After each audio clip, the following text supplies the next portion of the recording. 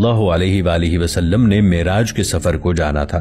الہامی کتابوں میں ایسے راستوں کا ذکر ملتا ہے جن کے ذریعے پلک جھپکنے میں اربوں میل کا فاصلہ طے کیا جا سکتا ہے۔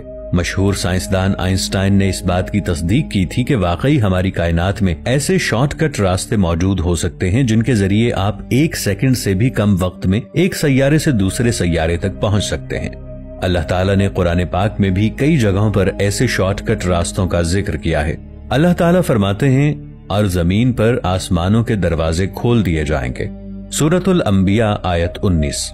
اس آیت سے واضح پتہ چلتا ہے کہ قرب قیامت میں زمین پر بہت سے دروازے کھل جائیں گے، اور یہ ایسے دروازے ہوں گے جن کے ذریعے سیکنڈز میں ایک کائنات سے دوسری کائنات میں جایا جا سکے گا۔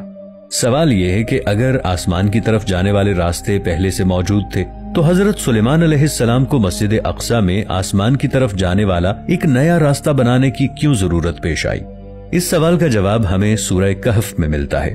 سورہ کہف میں اللہ تعالیٰ نے حضرت ذوالقرنین کا قصہ بیان کیا ہے۔ اس قصے میں بتایا گیا ہے کہ حضرت ذوالقرنین نے یاجوج ماجوج کو روکنے کے لیے ایک دیوار بنائی۔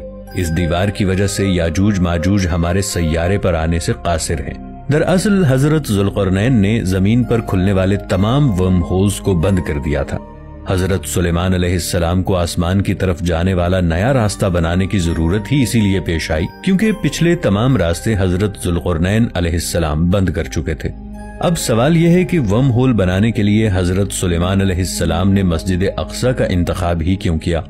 20ویں صدی کے اوائل میں ماہر آثار قدیمہ الفریڈ واٹکنز نے لے لائنز کا تصور کیا۔ الفریڈ واٹکنز کے مطابق زمین پر مختلف مقدس مقامات اور قدیم سٹرکچرز کے مابین مقناطیسی لائنز پائی جاتی ہیں۔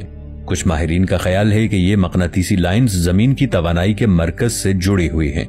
حضرت سلیمان علیہ السلام نے مسجد اقصی بھی شاید ایسے ہی کسی پوائنٹ پر تعمیر کروائی تھی۔ زمین پر ورم ہول بنانے میں حضرت سلیمان علیہ السلام کے وزیر آصف بن برقیہ رحمت اللہ علیہ کا کردار بھی سب سے زیادہ تھا۔ آصف بن برقیہ ایک انسان تھے۔ آصف بن برقیہ رحمت اللہ علیہ ورم ہول بنانے کے ماہر تھے۔ جنات خود کو حضرت سلیمان علیہ السلام کا جانشین سمجھتے تھے، اسی وجہ سے حضرت سلیمان علیہ السلام کے دربار میں جنات اور انسانوں کے مابین ایک خلش رہتی تھی۔ بعض اسناد کے مطابق حضرت سلیمان علیہ السلام کی وفات کے بعد ابلیس نے جادو اور عملیات کی ایک کتاب لکھی۔ اس کتاب کا مقصد حضرت سلیمان علیہ السلام کو بدنام کرنا تھا۔ اس کتاب کی جلد پر لکھا تھا کہ یہ وہ علوم ہیں جو آصف بن برقیہ نے سلیمان بادشاہ کے لیے لکھے۔ اس کتاب سے ابلیس یہ ثابت کرنا چاہتا تھا کہ حضرت سلیمان علیہ السلام نے جادو کے ذریعے حکومت حاصل کی تھی۔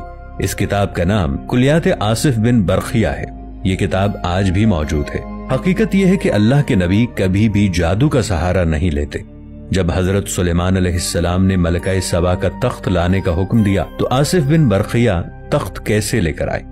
قرآنی آیات کے مطابق جب حضرت سلیمان علیہ السلام نے ملکہ سبا کا شاہی تخت منگوانے کا ارادہ کیا تو ایک جن نے کہا کہ میں آپ کے کھڑے ہونے سے پہلے اس تخت کو یہاں لے آؤں گا۔